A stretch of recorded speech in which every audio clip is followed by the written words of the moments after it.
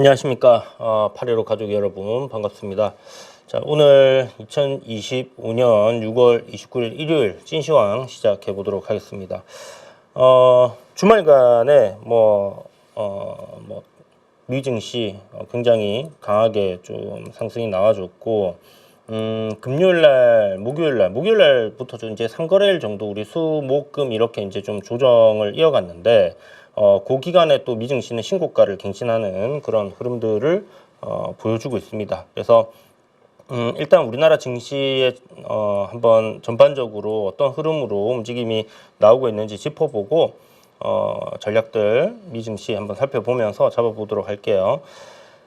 일단 금요일 날에 있었던 미국 증시 보면 미중 협상은 이제 완료됐다. 이게 이제 금요일 날 나왔던 이야기인데, 요거 디테일하게 언론에서 대단하게 막 이렇게 안 나오더라고요. 그냥 그 정도 뉴스 나오면서 움직임이 나왔고, 미국과 중국의 어떤 무역 협상이 이렇게 되었다고 하는데, 그동안에 항상 갈등을 일으켰던 그 두 나라의 협상이 시장에 약간 좀 크게 반영이 안 되나 생각도 좀 들고요. 어쨌든 이런 부분들이 이제 협상을 하고 있었다는 부분들이 이제 계속해서 언론에 나왔기 때문에 결국 하나의 어떤 잘 진행되었구나 하는 부분들, 사람들에게 이제 인식이 되고 있던 그 상태로 진행이 된 것 같습니다.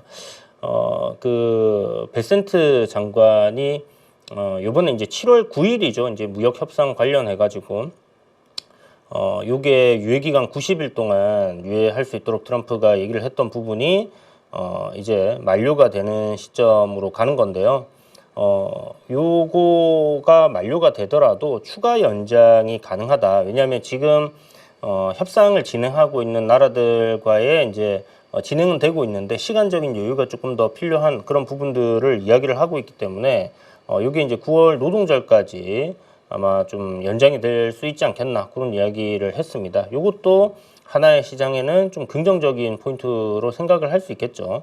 그래서 지금 현재 미국과 중국, 그다음 미국, 영국 이렇게 해서 한 5개국 정도의 협상이 완료가 되었고 하나씩 진행이 되고 있는 상황인데, 거의 미국과의 이제 비즈니스를 하고 있는 나라들 대부분이 다 이 협상을 진행을 해야 되는 부분이다 보니까 시간적으로 좀 걸리는 그런 부분들, 그래서 9월까지 연장 가능하다라는 이야기를 했습니다. 다만 될지 안 될지는 그때 가봐야 되는데, 지금 나오는 뉘앙스, 트럼프도 이제 계속해서 이런 부분에 대해서 언급을 하고 있고 인터뷰 때마다 이제 얘기를 좀 하고 있으니까 가능성이 상당히 높다라고 생각이 들어요.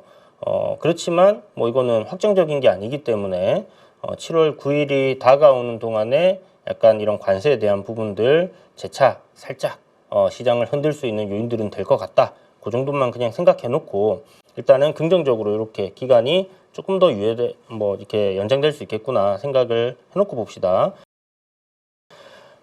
그동안에 이제 이 무역 전쟁을 하게 되었을 때 가장 큰 문제로 떠올랐던 게 이제 결국은 물가가 치솟으면서 인플레이션이 오고 지금 금리는 높은 상태를 유지하고 있기 때문에 스태그플레이션이 온다, 이런 얘기들이 나왔었거든요.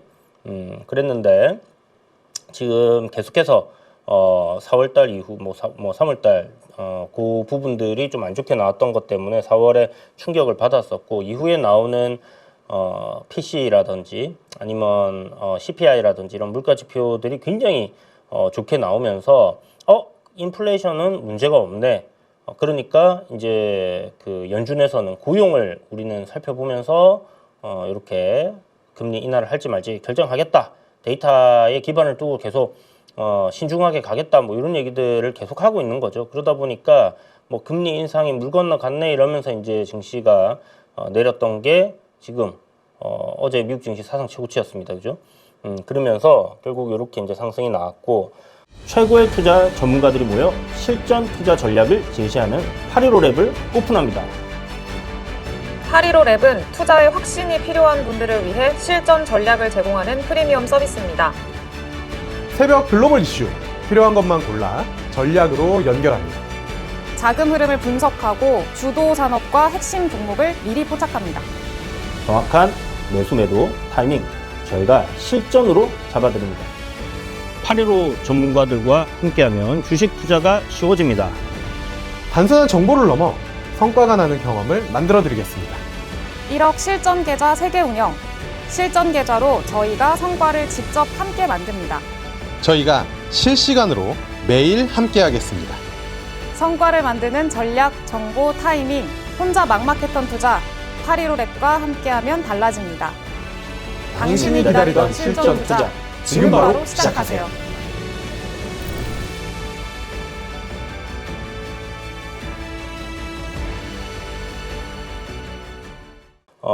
간밤에 이제 PC 예상치를 소폭 웃돌았어요. 그런데 물가 압력은 굉장히 낮았다. 제한적인 그런 흐름들을 보여줬기 때문에 물가에 대해서는 더 이상 뭐 얘기할 거리가 없는 것 같습니다.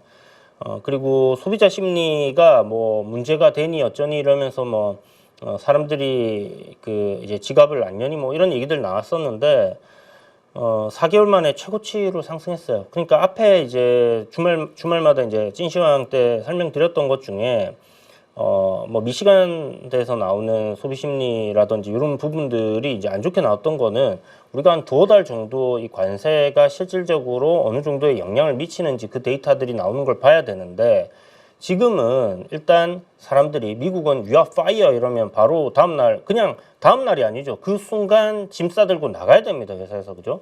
그래서 고용시장이 뭐 우리나라처럼 이렇게 좀 안정적으로 되어 있는 게 아니다 보니까 경기가 안 좋아지고 기업이 뭔가 좀 안 좋아진다 하면 사람들을 내보낼 수 있겠죠. 이렇게 구조조정을 쉽게 할 수 있게 되어 있습니다. 그러다 보니 직업을 잃으면 당장 먹고 살 게 없으니 소비를 하기보다는 세이빙을 해놓고 만일에 있을지 모르는 어떤 경기에 대한 불확실성이 관세 전쟁으로 인해서 내가 어떤 뭐 진짜 실질적으로 잡을 잃어버릴 수 있는 그런 상황이 왔을 때를 대비를 한다라면 당연히 소비 심리가 안 좋아질 수밖에 없겠죠. 그 얘기를 여러 번 드렸었고, 그게 이제 해소가 되었습니다. 관세 충격에서 이제 시장이 회복하고 있는 부분들 플러스 이거 그냥 협상 잘 되면서 이제 문제 없이 진행이 되는구나라는 걸로 이렇게 진행이 되고 있고 여기에 더해서 이제 세금까지 이제 감면해주는 그런 법안들 이야기들이 나오고 있잖아요.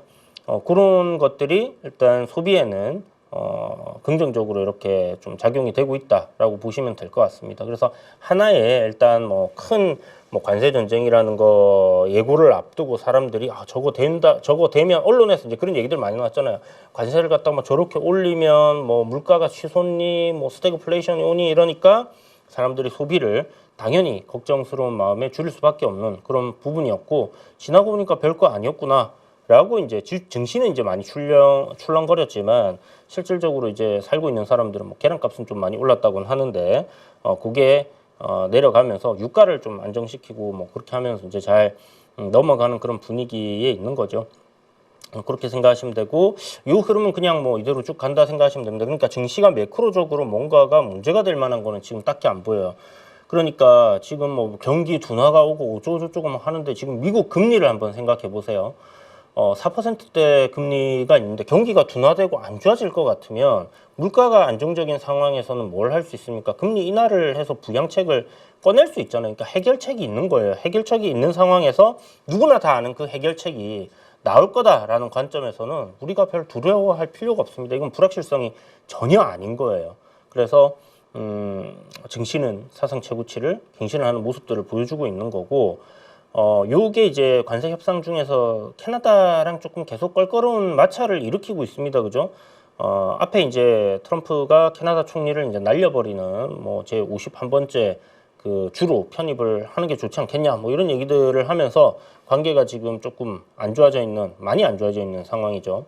그런데 일단 캐나다에서 디지털 서비스세를 부과하겠다. 이게 예를 들어서 우리 인스타그램이라든지 그 다음에 뭐 유튜브라든지 뭐 이런 그 미국의 어떤 시총 상위 종목들을 보게 되면 뭐 이거 서비스업이 대부분이잖아요. 그 서비스업 중에서도 이제 이런 플랫폼 기업들 이런 데다가 디지털 서비스세를 부과하겠다라는 얘기를 한 거기 때문에 요게 이제 협상이 중단이 되었습니다. 그리고 트럼프가 여기에 대해서 관세를 다시 올리는 쪽으로 이렇게 얘기를 하고 있는 상황이기 때문에 요 얘기 나오고 나서 상승하던 증시가 쭉 빠졌었어요. 빠졌다가 다시 쭉 회복하는 그런 그림으로 갔는데 어찌됐든 간에 뭐 이것도 하나의 좀 해프닝으로 크게 시장에 영향을 지금 못 미치는 상황이다. 이제 중요한 거는 뭐냐면 관세 전쟁으로 인해서 미국이 정말로 엄청난 물가 상승을 보이고 타격을 입을 거냐 하는 거였는데 그게 아니다라는 쪽으로 가는 거고요. 소비는 여전히 살아 있고 문제는 이제 기업의 어떤 그 기업들이나 아니면 이제 국가의 성장률이 지금 조금씩 그 지표상 내려가는 그런 전망치를 갖다 내리고 있는 상황이거든요. 이런 상황에서 그러면 금리 인하하겠네라는 겁니다. 그래서 7월에 이제 실적 시즌 들어가는데 7월 실적도 뭐 실적이 나쁠 것 같지는 않은데 실적이 긍정적인 상황에서 고용이 조금 흔들린다면 저는 뭐 금리 인하를 좀 많이 할 수 있다. 그게 한 3차례 정도까지 될 거다라고 생각을 하는 거고요. 금리 인하를 지금 계속 시사를 하고 있습니다. 얘기를 하고 있어요. 파월만 지금 고집을 좀 부리고 있는 그런 상황인데 어쨌든 지금 현재 그 나와 있는 물가 지표를 봤을 때는 충분히 요 금리 인하를 할 가능성이 높아졌다. 그래서 2회 정도 올해 초에 이제 얘기가 되었던 뭐 작년 말부터 얘기가 되었던 2회 정도의 금리 인하를 보고 있는 것. 미국 성장이 이제 둔화되는 그런 부분들이 있으니까 이걸 살리기 위해서는 금리 인하를 해서 이제 경기 부양을 해야 된다. 이런 포인트죠. 근데 또 한편으로는 고용이 탄탄하게 계속 지금 4%대 받치고 있잖아요. 물론 조금씩 그 고용의 어떤 전체적인 숫자 자체는 조금 떨어져 있는 상황이긴 하지만 어쨌든 4%대를 유지를 하고 있습니다. 요게 만약에 이제 다음 주에 나오는 고용 보고서 좀 안 좋게 나온다. 그러니까 아주 뭐 큰 임팩트는 아니지만 그래도 조금씩 그 실업률이 높아진다든지 이런 것들이 보인다 하면 연말쯤에는 한 3차례 정도도 가능하지 않겠나. 그래서 최대 2회에서 3회 정도의 금리 인하를 지금 내다보고 있는 그런 상황이기 때문에 금리 인하를 한다는 건 뭐예요? 증시에 이제 자금이 풀릴 수 있다.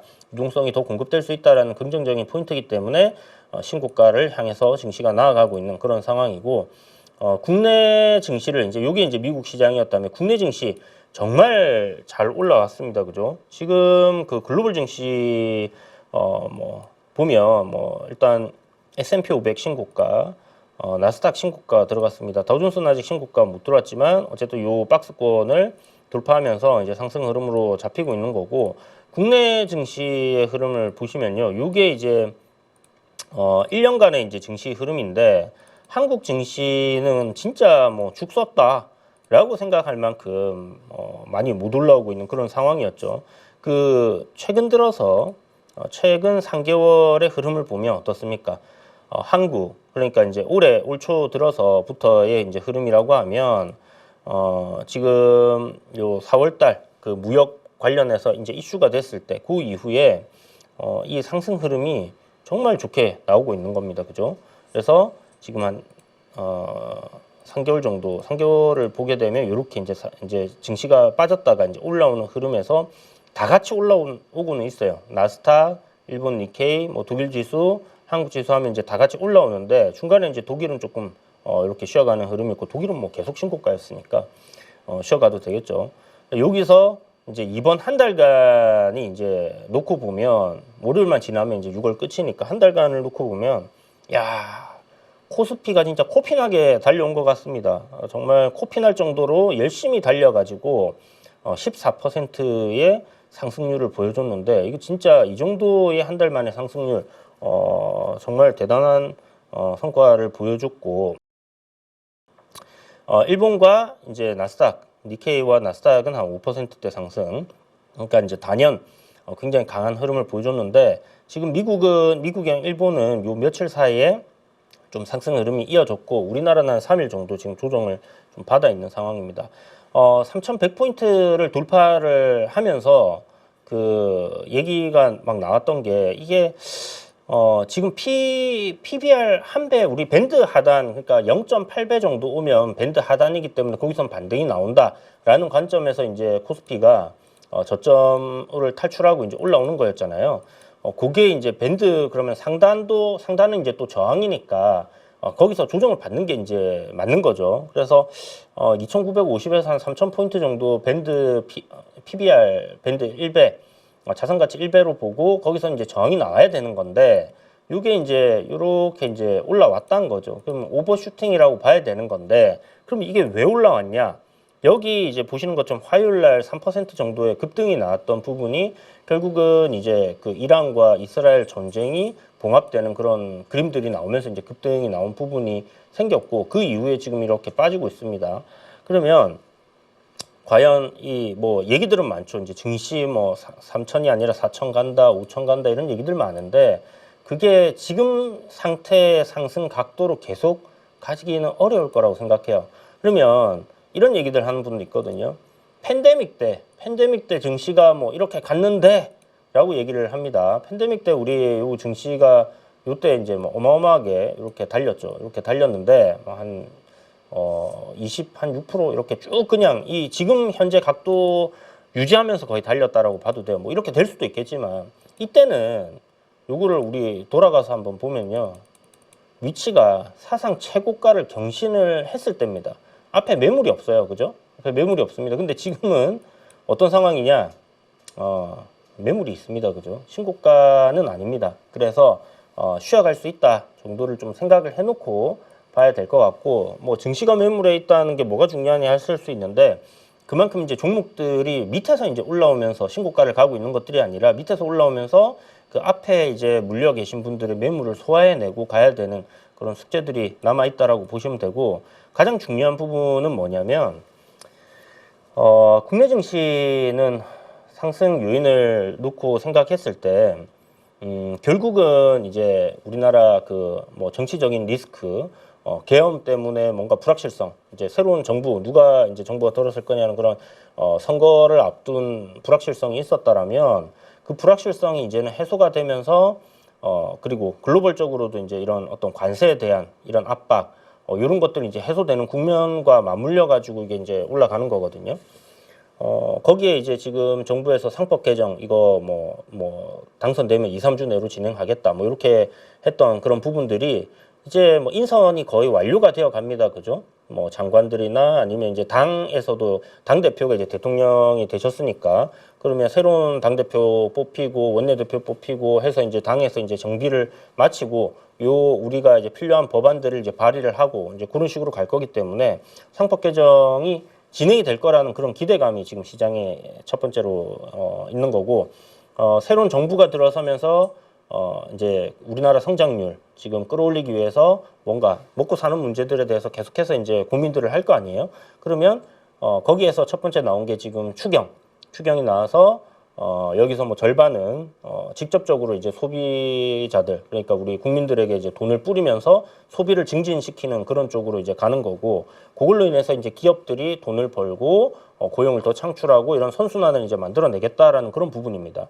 그래서 결국은 이제 정부의 부양책들이 있을 거다라는 그런 기대감들이 하나에 맞물려 가지고 우리나라 증시가 저평가되어 있는 요소들을 제거해 줄 수 있는 상법 개정, 그 다음에 여기에 이제 부양책을 통해서 이제 뭐 GDP 성장이나 국가 이제 성장 기업들이 이제 당연히 성장하면 이제 그렇게 되는 거죠. 그래서 그런 기대감들이 전체적으로 좀 맞물려 있었던 것 같아요. 그런데 요게 일단 뭐 제 생각에 뭐 앞으로 더 이 기대감이 계속해서 갈 수 있느냐 하면 글쎄요, 저는 조금 쉽지는 않을 거라고 생각을 합니다. 왜냐하면 우리 여러분들 아시겠지만 뭐 초전도체라든지 아니면 어떤 뭔가 새로운 테마주들이 시장에 탄생할 때 그 테마주들이 상승하는 동력은 결국 꿈과 희망입니다. 꿈과 희망. 결국 뭐냐면 기대감. 그 기대감이 무한히 끝까지 갈 수 있는 그런 기대감은 존재하지 않거든요. 결국은 상승이 크게 나왔을 때 적당히 차익 실현을 하는 사람들이 나타나고 너도 나도 팔기 시작하는 그 시점이 오게 돼요. 그러면서 이제 테마주들이 소멸이 되는 그런 상황으로 가는 건데 그러면 우리나라 증시는 지금 테마주 성격이냐? 약간 그렇다라고 봐야 되죠. 왜냐하면 미래 어떤 실적에 기반해서 탄탄하게 가는 게 아니라 앞으로 잘 될 가능성에 대한 기대감을 떠안고 그게 선반영하는 거니까 항상 증시는 이제 좀 선반영을 하지만 조금 그 상법 개정에 대한 기대감이나 어떤 그 추경이나 부양책에 대한 기대감은 이미 반영이 된 것 같아요. 그래서 굉장히 가파르게 올랐으니까 그러면 여기서 이제 뭐가 필요하냐? 실질적으로 이제 상법 개정이 되는 것들, 그걸 통해서 그 다음에 기업들이 뭔가 변화를 주고 어떤 자사주 소각이라든지 아니면 이제 뭐 저평가되어 있는 부분들을 해소하기 위한 주주 가치를 위한 그런 정책들이 이제 기업 내에서 나와야 되는 거죠. 그런 것들이 실질적으로 만들어지는 거. 그 다음에 추경으로 이렇게 그 경기 부양을 위해서 돈을 쓰고 있는데 그 돈을 쓴 거에 대한 이제 숫자 그런 것들이 이제 찍혀야 되는 거예요. 그래야지 정부가 이렇게 이제 부양책을 쓰고 하니까 뭔가 좋아지는 것들이 이제 데이터상 나오는구나 하면 그때는 전망이 앞으로 이렇게 바뀔 거다. 지금은 어떤 추정치잖아요. 추정치가 이제 현실이 되는 걸 확인하면서 이제 쫙 갈 수 있게 되는 그런 그림이 되지 않겠나라고 예상을 해봅니다. 결국은 증시가 우리나라 증시가 이제 막 많이 못 가는 거. 그러니까 과도하게 저평가되어 있는 부분은 정책적인 부분들, 상법 개정이나 이런 것들로 이제 어느 정도 올릴 수 있다라고 생각을 해요. 밸류업에 대한 부분이죠, 결국은. 그런데 여기서 이제 우상향, 미국장처럼 우상향으로 쫙 치고 갈 수 있는 부분은 결국은 본질적인 부분을 따져볼 수밖에 없습니다. 주식은 뭐 테마주가 단기간에 급등을 하고 뭐 하고 하지만 그런 것들은 결국 일시적인 그 매매 관점으로 이제 보는 거고 그 시점에 먹고 나오는 걸로 봐야 되는 거고 장기적인 우상향을 보이기 위해서는 뭔가 진짜 실질적으로 성장을 하고 그 산업에서의 뭔가 과실을 계속해서 얻을 수 있는 기업들이 가잖아요. 뭐 국가도 마찬가지고 기업도 마찬가지라고 생각해요. 그러면 우리 전체적인 어떤 시장을 봤을 때는 본질적인 부분, 가장 본질적인 부분, 기업의 실적이 증가를 하느냐, 글로벌적인 경쟁력을 더 확보를 해서 계속해서 실적이 좋아지고 있느냐, 이 부분에 우리가 포커스를 맞춰야 된다 생각하거든요. 그러면 결국은 이런 성장률이나 펀더멘탈적인 부분의 개선들이 계속 이런 경기 부양책이나 뭐 어떤 정책들로 인해서 이어진다라고 했을 때 시장은 꾸준하게 우상향이 가능하고 전고점이 돌파하고 이렇게 될 겁니다. 여기에 플러스 다 필요 없고 그냥 유동성 장세로 돈으로 가면 되는 거 아니냐? 갈 수 있죠. 근데 우리 팬데믹 때 그렇게 갔다라고 생각을 하는데요. 기업들 실적들 한번 봐보세요. 삼성전자도 마찬가지였고 대부분의 소부장 반도체 기업들의 실적이 가장 좋았을 때가 2021년, 2022년도입니다. 그때 실적이 그만큼 또 좋았었기 때문에 그런 유동성이 먹혔던 거라고 생각을 해요. 그래서 일단은 뭐 시장에 돈이 풀리는 부분들, 사람들의 소비가 늘어나는 부분들 이런 것들이 기업 실적으로 이제 연결이 되었다라고 생각할 수 있는 부분인데 결국 이런 펀더멘탈이 좋아질 수 있다라는 그 기대감 그리고 그게 실질적으로 좋아지고 그래야 장기적인 우상향이 가능하다라는 거를 꼭 생각해 두시고요. 지금은 이제 그 저평가, 과도했던 저평가 국면을 해소를 한 거예요. 그러면 이제 뭡니까? 앞에 말씀드렸던 것처럼 정부 정책으로 인해서 이 실질적인 숫자가 바뀌는 그런 부분들이 증명이 된다라면 요게 이제 쭉쭉쭉쭉 더 갈 수 있겠지라고 그렇게 생각을 하는 게 맞습니다. 그러니까 일시적으로 조정이 나오더라도 이상한 거는 아니다 이렇게 생각하시면 좋을 것 같아요. 장이 좋으면요 꿈과 희망을 엄청나게 이렇게 막 얘기하는 분들이 많습니다. 다들 기분이 좋거든요. 3천 가는 것도 뭐 힘들 수 있다 이렇게 얘기하다가 3천 넘어오면 이제 4천, 5천 막 얘기하는데 냉정하게 우리는 좀 바라봅시다. 바라보면서 물론 목표는 크게 잡는 게 좋죠. 목표는 크게 잡는 게 좋고 저도 가능하다라고 생각해요. 4천, 뭐 3천, 한 800, 600 이렇게 가능하다라고 생각하는데 그거는 이제 추세 상승 흐름 나오고 뭐 신고가 돌파하고 뭐 그래도 늦지 않습니다. 다만 지금은 단기간에 너무 과열권으로 들어왔다. 그래서 저항대 부근이기도 하고 지수가 여기에서 일시적인 조정은 받더라도 이상한 건 아니다. 좀 전에 보셨죠? 코스피가 14% 오르고 나스닥이 한 5% 올라 있는 거. 그러니까 글로벌 증시 대비해서 좀 과도하게 한 3배 정도 가파르게 오른 부분이고요. 물론 그동안에 우리는 못 올랐잖아요 라고 얘기할 수 있는데 뭐 그건 그렇습니다. 그거 이제 키 맞추기 한 거니까 여기서 다른 글로벌 증시들이 올라오는 동안에 또 좀 쉬어갈 수 있는 그런 흐름들은 될 수 있겠구나 생각하고 보시면 좋고 월요일부터 좀 상승 흐름이 나와줬으면 좋겠어요. 일단 실적 시즌 들어가는 부분이고 반도체단에 뭐 이유야 많습니다. 뭐 DDR4 그동안에 생산을 줄여왔던 거, 감산했던 부분 때문에 가격이 올라간 거, 그런 것들이 있긴 하지만 어쨌든 반도체의 그 수요, AI 산업에서 계속 필요한 메모리 이런 것들은 계속해서 지금 일어나고 있는 그런 현상이고, 이게 이제 실적에 어느 정도로 녹아서 들어와 있는지 확인할 수 있는 포인트니까 이제 반기 실적 나오는 부분, 이 2분기 실적, 삼성전자의 실적이라든지 SK하이닉스의 실적, 우리나라를 대표하는 기업들의 실적들이 어느 정도로 이제 나오느냐, 요것들을 확인하면 좋을 것 같고, 요게 이제 좀 잘 나왔다 하면 이제 추가적인 상승이 가능하겠죠. 그동안 반도체 섹터 내에서 이제 삼성전자가 크게 오르지 못했어요. 그런데 요게 이제 잘 나오고, 그 다음에 이제 가이던스가 잘 나오게 되면 삼성전자도 이제 박스권 돌파하고 올라가는 그림이 될 때는 지수 자체도 좋은 그림을 보일 수 있겠죠. 자, 그렇다면 증시에 대한 희망적인 부분들은 충분히 더 생각을 할 수 있지만, 항상 증시는 우리가 냉정하게 좀 접근하는 게 필요하다라는 얘기를 드리면서 리스크 관리 생각하시고요. 뭐 과도하게 레버리지 써서 넣고 하는 그런 거 말고, 이번 한번 수익 내고 말 게 아니라 꾸준하게 우리 수익을 내어가는 그런 부분들을 뭐 이렇게 바라보고 가야 되는 부분이니까 너무 한방 노리는 그런 거 지양하도록 합시다. 자, 일단 조방원 그동안 굉장히 많이 올랐는데 여기서 차익 실현이 좀 나오는 듯한 그런 수급적인 부분들이 약간 거슬리는 그런 부분들이 많이 보이고, 이 중에서 원전 같은 경우는 그나마 좀 좋은 흐름들을 글로벌적인 어떤 트렌드에서 잘 이어가고 있는데, 조선도 최근에 이제 MRO를 해외 기업에게 이제 입찰해서 경쟁이 좀 과다하다 보니까 뺏기게 됐는데, MRO 시장 그거 뭐 미국이 저기 한 20조 시장이거든요. 20조 시장인데 요거 받아오는 거 결국 돈 안 되는 거 아니냐, 뭐 싸게 해가지고 결국 손해 보면서 그냥 하는 거 아니냐 이랬는데 영업이익률 15%랍니다.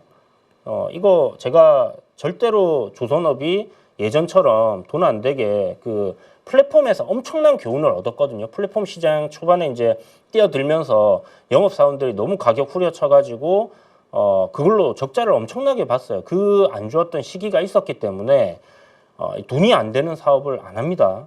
그래서 요게 MRO 사업에서 이제 입찰을 했을 때 이제 수익을 적정 마진을 이제 남기는 거고, 지난번에 이제 그 하나오션에서 했던 거가 한 2개 정도 되는데 그게 15% 마진이 남는 그런 사업이라고 해요. 그러니까 괜찮게 남는 거죠. 그래서 요 20조 시장을 우리나라가 다 호로로 짭짭하면 참 좋은데 그렇게 되지는 않는 것 같습니다. 그래서 저쪽에 뭐 해외라고 해봐야 제 생각에는 필리핀 쪽, 뭐 유럽 쪽에 인건비가 비싸서 이게 수지 타산이 맞겠나 하는 생각은 들고, 결국은 이제 필리핀 쪽에서 가져간 게 아닐까 하는 생각이 드는데, 필리핀도 이제 거의 조선 강국이라고 보시면 되고, 이 상업 선박이 운행하는 데 있어서 필리핀 선원이 전체 50% 이상을 차지하거든요.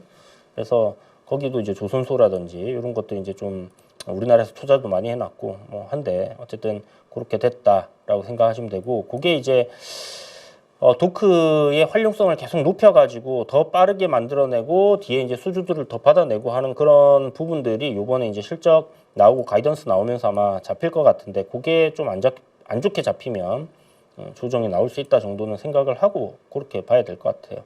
그리고 방사는 뭔가 좀 수주가 한 건 좀 강하게 나와줘야 될 것 같은데, 그런 것들 나오면 또 올려줄 수는 있습니다. 그래서 중요한 건 뭐냐면, 추세가 지금 우상향으로 굉장히 가파르게 이렇게 올라가던 종목들이니까 요 흐름에서의 어떤 이탈 여부가 나온다? 뭐 여기 사셔가지고 수익이 막 뭐 100% 이상 나오고 계신 분들은 아무 상관이 없습니다. 근데 요 위에서 근처에서 사가지고 내 매수가를 위협하고 있거나 위에서 사서 손실인 분들은 또 여기서 물려가지고 2021년도 고점에서 물린 것처럼 그렇게 고통스러운 나날들을 보내지 마시고요. 적당히 손절 라인을 잡고 그 리스크 관리를 하면서 이 추세가 살아있고 수급적인 부분들도 이제 들락날락하죠. 걔네들도 차익 실현했다가 다시 샀다가 이렇게 하는 거니까, 거기서 수급이 쭉 들어오면서 이제 우상향 흐름을 이어준다라고 하면 끌고 가는 거고, 그게 아니면 과감하게 좀 정리를 하시는 게 필요하다라고 생각을 합니다. 지금 우리나라는 관세 협상 중입니다. 그죠? 일본도 협상 중이고, 협상 중인데 요 협상이 이제 어떻게 진행이 되느냐에 따라서 좀 나뉠 것 같아요. 예를 들어서 뭐 자동차라든지 국내에서 이제 수출하는 부분에 있어서 좀 관세가 너무 높게 측정이 되면 타격을 받을 만한 것들, 그런 것들 좀 안 좋을 수 있는데 이 10% 이상의 관세가 먹여질까 하는 생각은 좀 들거든요.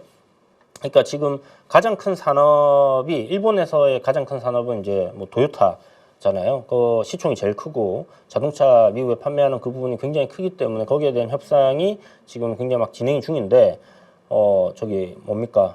현대에서 미국에다 공장을 갖다가 30조 들여갖고 짓는다 했는데 일본은 10% 관세 매기고 한국은 20% 관세 매기고 이러면 이거 좀 아니지 않나, 협상 좀 잘못한 거다라고 생각을 할 수밖에 없는 부분이고, 그렇게 되면 이제 관련 종목들이 좀 빠지겠죠. 그래서 관세 협상에서의 어떤 수혜가 예상되는 그런 종목들이나 업종들을 우리가 찾아서 좀 공략을 하는 게 맞는 것 같고, 여기서 이제 미국이 절대적으로 필요한 부분들, 그래서 좀 싸게 들여와야 되는 부분들, 그런 것들을 좀 생각을 해보면 좋을 것 같아요. 그리고 뭐 기본적으로 가격 단위가 너무 크지 않아서 뭐 관세를 먹인다 하더라도 뭐 크게 우리가 소비자들이 이제 뭐 10,000원짜리 20% 먹여봐야 12,000원이다, 그죠? 이거 안 쓸 건 아니란 말이에요. 그래서 그 정도 생각을 한다라면 지금 일단 수출이 잘 되고 있는 뭐 전력 설비, 지금 뭐 정전이 일어나고 이러잖아요. 그런 것들.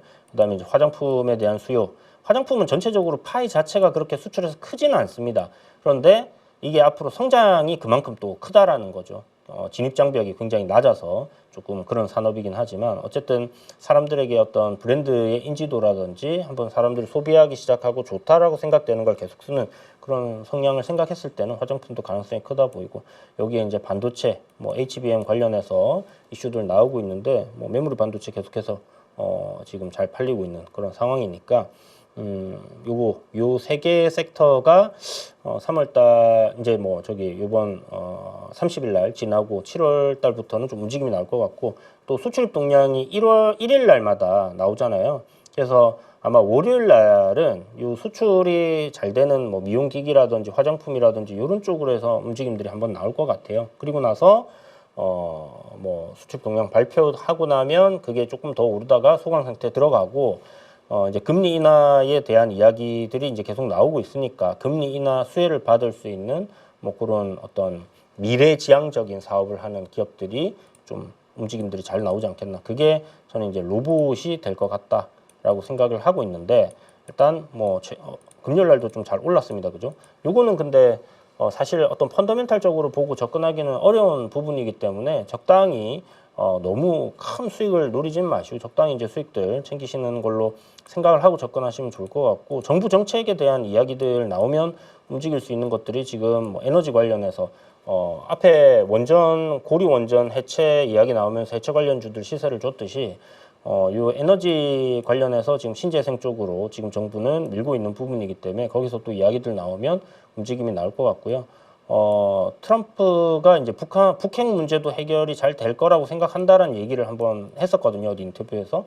그 다음에 이제 지금 정부에서 단독 기사로 제가 금요일 날 봤는데, 뭐 민간 기업이 북한과 접촉하는 거 그 허가해 주는 쪽으로 얘기가 나오고 있고, 개별 관광, 일반인이 개별적으로 북한을 관광하는 거에 대해서 허가를 해주는 뭐 그런 기사가 있더라고요. 그러니까 지금 북한에 계속해서 이제 우리 잘 지내보자라는 그런 제스처를 하고 있는 상황이기 때문에 경협주들은 어느 정도 계속해서 움직임들이 괜찮게 나오지 않겠나, 이렇게 보여집니다. 그래서 기존의 수급이 잘 쏠리고 잘 가고 있는 어떤 이러한 주도주들, 그러니까 조선 방산 원전 같은, 원전은 조금 그 기대감을 앞당겨서 가는 부분이 있지만 어찌됐든 실적을 기반으로 해서 가는 것들, 7월은 실적 장세입니다. 그죠? 그래서 요쪽을 우리가 좀 집중적으로 잘 보고 어떤 정책 모멘텀이나 이런 것들로 움직이는 거는 좀 적은 금액으로 트레이딩 관점 그렇게 접근해 보는 게 좋겠다라고 정리를 하면서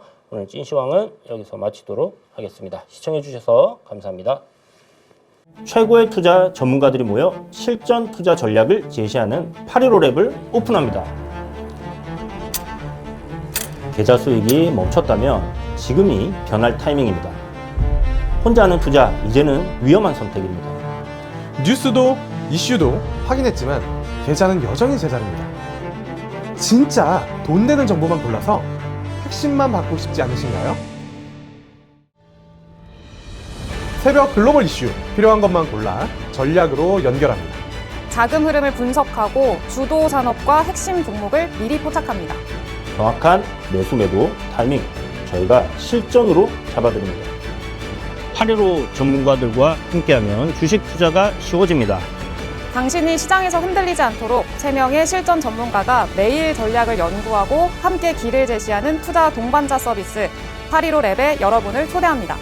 8.15랩은 투자에 확신이 필요한 분들을 위해 실전 전략을 제공하는 프리미엄 서비스입니다. 단순한 정보를 넘어 성과가 나는 경험을 만들어 드리겠습니다. 복잡한 투자 저희와 함께하면 쉬워집니다. 1억 실전 계좌 3개 운영, 성과 실명 공개, 장전, 장중, 장 마감까지 하루 3번 리포트, 그리고 실시간 전문가 포트폴리오 공유까지. 저희가 실시간으로 매일 함께하겠습니다. 당장 돈 되는 정보만 엄선해서 알려드립니다. 실전 계좌로 저희가 성과를 직접 함께 만듭니다. 혼자 투자하시는 시대는 끝났습니다. 이제 함께 성공 투자합시다. 성과를 만드는 전략, 정보, 타이밍, 혼자 막마켓던 투자, 8.15랩과 함께하면 달라집니다. 당신이 기다리던 실전 투자, 지금 바로 시작하세요.